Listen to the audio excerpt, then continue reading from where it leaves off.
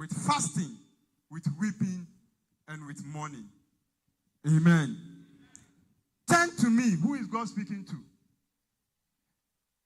Who is God speaking to? God is speaking to you and me. He did not give specifics as to who can turn to him. But he said that all of us, all the people of Israel, as at that time he was speaking to the people of Israel, he said, all of you, turn to me. When you turn to me with all your heart, and then with fasting, with weeping. The weeping and the mourning is about the things you are going to tell him. The things that is on your heart, the thing that is troubling you to weep, troubling you to have sleepless nights at home. Those are the things he says, turn to him with it. And when you are able to do these things, he will give an ear to your cry. Therefore, the demand for fasting is not an afterthought of a man sitting somewhere and deciding that let me organize fasting and prayers. The demand for fasting is from the perspective of God. And it's a command he is telling us that we should turn to him.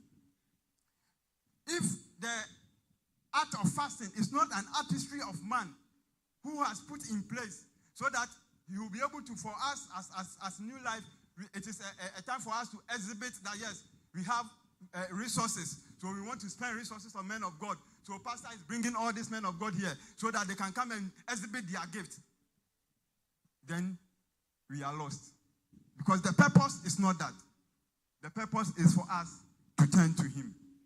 The purpose is not for pastor to say that, oh, I know this man of God, he has a lot of gifts, so he can come and showcase his gift. The 21 days is not for a time for showcase. The 21 days is a demand placed on you by God to fast. It's a demand placed on you and me that when we have an issue, when there's something that we are mourning about, when there is something that we are weeping about, it is time for us to bring that thing. And the only time that he's expecting us to bring it is when we are fasting and praying. He wants it that way. So that when we come fulfilling this command that he has given to us, then he knows that we came with intention, all our purpose. Then we will be able to have the full concentration to do what we need to do. Amen. So if it is a demand from God, then, or it is up to us to do it with all seriousness. If it is a demand, then it is up to focus.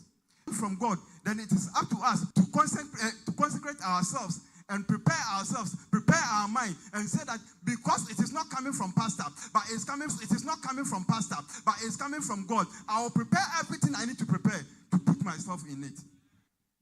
Amen. So that is one of the reasons why we should fast and pray. Amen. The second reason why we should fast and pray is tested around his appetite. We have about 3 examples in the Bible. We can talk of the first Adam, who was tested.